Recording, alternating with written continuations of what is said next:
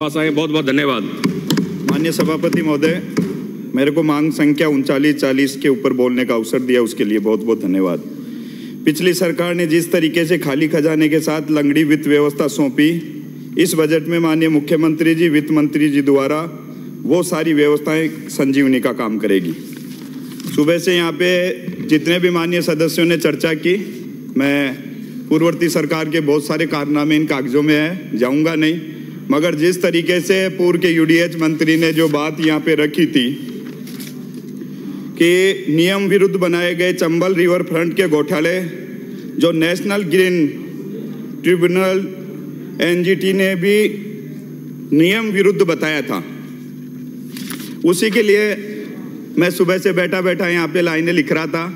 और मैं अक्सर बोलता भी हूँ, चंबल के तट पर भीड़ है, घड़ियाल है उसकी धारों में, ये सजे दरे से पत्थर कहते हैं दर्द किनारों में।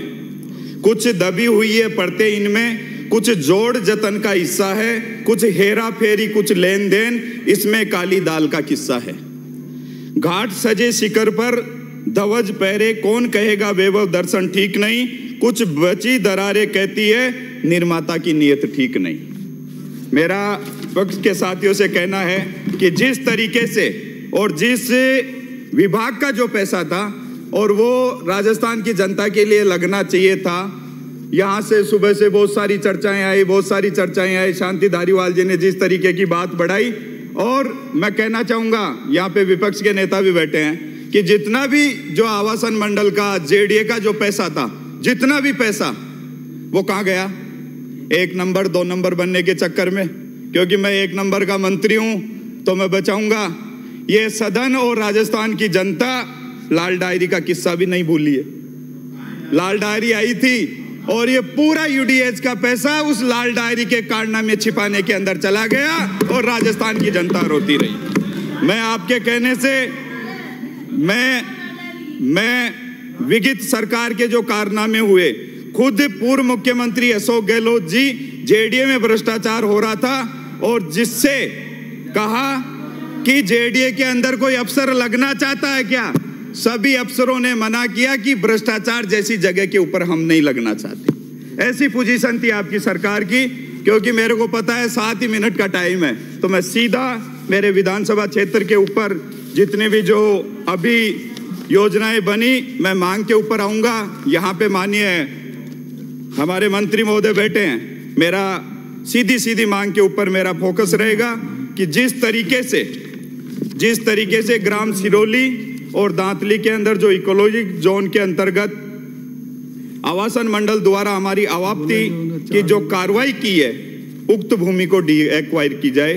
इंदिरा गांधी नगर विस्तार हेतु आवास भूमि में प्रस्तावित किसानों को शिविर लगा के पट्टे और मुआवजा दिया जाए। राजस्थान आवासन मंडल द्वारा वर्ष 2007 में ग्राम दांतली गोविंदपुरा आवाप्त की भूमि के काश्तकारों को पट्टे और मुआवजा दिया जाए। हमारी पूर्ववर्ती सरकार जो 2013 से 18 के अंदर माननीय वसुंधरा जी की सरकार थी, उस सरकार के अंदर गोनेर जगदीश महाराज के लिए 150 करोड़ रुपए का अनाउंस था, 150 करोड़, जिसमें दांतली आरओबी, सीतापुरा आरओबी बना था। उससे 150 करोड़ की योजना ने पिछली सरकार ने इसको डंप किया। मेरा माननीय मंत्री महोदय से आज इस मांग के माध्यम से यह भी होगा कि जगदीश महाराज आस्था की नगरी है, उस 150 करोड़ की योजना को वापस से चालू किया जाए। जयपुर विकास प्राधिकरण की सेंट्रल स्पाइन योजना के अंतर्गत आवाप्त की गई भूमि के खातेदारों को मुआवजा दिया जाए। काफी लंबे समय से यह प्रकरण चल रहा है और किसान, जेडीए सरकार काफी जगह घूम घूम के बड़े दुखी हो गए। मेरा सेंट्रल स्पाइन योजना की जो कीमती जमीनों पर अवैध अतिक्रमण हो रखा है, उसके भी कब्जे से उनको मुक्त किया जाए, उनकी कार्रवाई की जाए। एक शहरी क्षेत्र की बहुत ही महत्वपूर्ण मांग रहेगी, नंदपुरी चौराहे से जगतपुरा तक जो 80 फीट रोड स्वीकृत है, पीटी सर्वे भी हो चुका, मगर एक छोटी सी वहां पे बीच के सड़क के अंदर एक मस्जिद आ रही है। पिछली पूर्ववर्ती सरकार के समय वो काम रुका, कम से कम लाखों लोग उस अतिक्रमण से परेशान हैं और बड़ी दिक्कत आती है। मैं किसी के ऊपर कोई लांछन नहीं लगा रहा, मगर ये काम होता है तो कम से कम पूरे जयपुर का एक आवागमन बहुत अच्छे तरीके से चालू होता है। रिंग रोड जो पूर्ववर्ती सरकार की बहुत महत्वपूर्ण योजना थी, और 47 किलोमीटर की रिंग रोड बगरू विधानसभा क्षेत्र के अंदर आती है। रिंग रोड के अंदर जो प्रभावित किसान थे उनको मुआवजा और पट्टे दिए जाए। स्पेशल इकोनॉमिक जोन जो सेज, जो पिछली सरकार की बहुत महत्वपूर्ण योजना थी, अब की बार भी सरकार ने ये कहा, हमारी सरकार इस काम के लिए प्रतिबद्ध है कि हम 4 से 5 लाख नौकरियां देंगे। मैं दावे के साथ में कह सकता हूं कि स्पेशल इकोनॉमिक जोन की जितनी भी कंपनीज है उसके अंदर पढ़ा लिखा युवा आज भी नौकरी कर रहा है, और आने वाले समय के अंदर अगर हम इसको अच्छी तरीके से वहां के किसानों को और अच्छी तरीके से संवारने का काम करेंगे तो एक बहुत अच्छी राहत महसूस वो लोग करेंगे।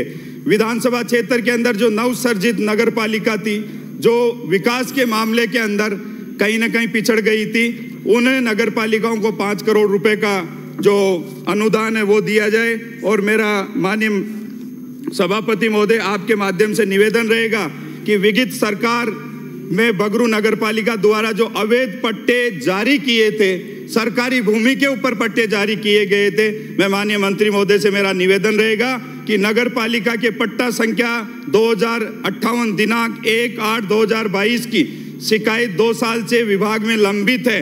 अपने चहेते लोगों को लाभ देने के लिए इन लोगों के द्वारा जेडीए की जमीन के ऊपर जो पट्टे जारी किए, उन दोषी अधिकारियों के भी खिलाफ कार्रवाई करे। और विशेषकर जो राजस्थान टाउनशिप पॉलिसी 2024 में निजी खातेदार किसान को शामिल कर इस पॉलिसी को सरलीकरण करने का काम करे। टाउनशिप पॉलिसी 2024 U1 के अंदर न्यूनतम एरिया 5000 मीटर का नियमन कराने का भी प्रावधान सरकार करे। टाउनशिप पॉलिसी 2024 U2 में 40 हेक्टर भूमि के ऊपर 80 फीट रोड का भी प्रावधान सरकार करे। टाउनशिप पॉलिसी 2010 में U2 में 10 हेक्टर जो 80 फीट रोड के ऊपर जो प्रावधान है उसको भी माननीय मंत्री महोदय गौर फरमाए। ड्राफ्ट हाउसिंग पॉलिसी 2024 को निरस्तीकरण करके टाउनशिप पॉलिसी 2010 को यथावत रखे। और इन जितनी भी पॉलिसीज है इनमें सबसे बड़ी भूमिका अगर रहे तो वो किसान की रहे। जिसकी जमीन है उसकी प्राथमिकता किसान की इसके अंदर पहले से रहे। और अंत के अंदर मैं माननीय मंत्री महोदय जी से यही कहना चाहूंगा कि कठिन समय है, ये कठिन समय कट जाएगा, मगर आप तो कठिन निर्णय लेके जो पूर्ववर्ती सरकार के काले कारनामे हैं वो जनता के सामने और सदन की पटल के ऊपर रखे। आपने मेरे को मांग के ऊपर बोलने का अवसर दिया, आपका बहुत बहुत धन्यवाद। सभापति महोदय।